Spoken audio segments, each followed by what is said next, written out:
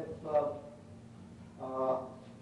Barbara would like to come up and say a word about left-handed writers. Sam asked me to share with you what I have learned when tutoring students. Recently, I was presented with a left-handed student whose writing was atrocious, just terrible. So I began to work with her, and of course, she held her paper, she was taught to hold her paper straight up and down, and to write backward. She slanted her letters the opposite way. So I began to work with her and taught her how to turn her paper the right way and how to form her letters and so on and so forth. And I began to look for a practice book for her to practice with. She seemed to make much better progress when she had something to connect. She could follow a pattern. So I thought, well, I'm going to find a book to use with this child just for practice. So I began looking.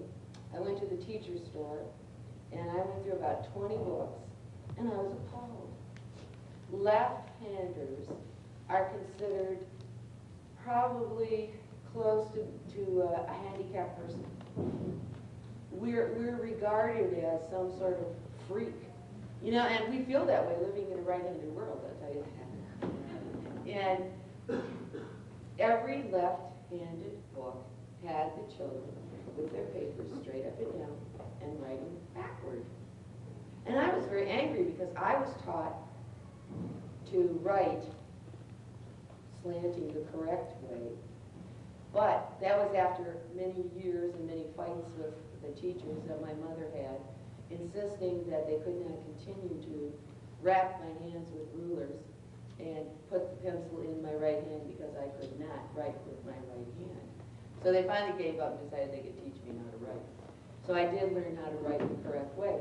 But now they're teaching children how to write backward.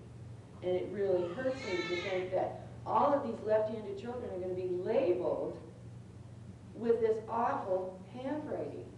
So I want to encourage you that your left-handed children can write just as well as your right-handed children.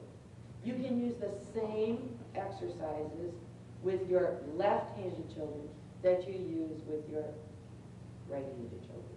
The only thing, and I went back and checked some old handwriting books, and I guess because they're written by right-handed people and because it's a sin to be left-handed, they don't even talk much about left-handers. The one thing that I have discovered, left-handed people need to move their paper farther away from them. And if anybody would stop and think about this for a minute, but especially if you're right-handed, you don't think about it. As you write from left to right, you have a greater freedom of movement as you go this way. A left-handed person is writing toward themselves, so it's becoming more and more cramped. But to have that same fluid motion, they need to push their paper farther away from them. It's real easy to learn. The student that I have been working with, her sister came into the house with her, and she said, Mrs. Simpkins, you won't believe this. I said, what? She said, we can read Chrissy's handwriting. I said, oh, that's wonderful.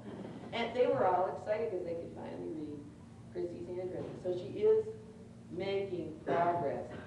There are left-handed children who are left-handed. Some are more left-handed than others. Don't allow your child to write across the top of their paper like this. They can all learn just like a right-handed person.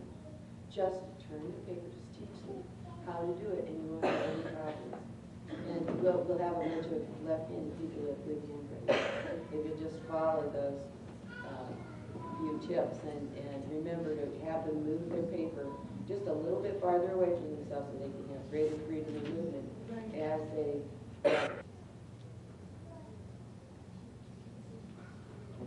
what's my line?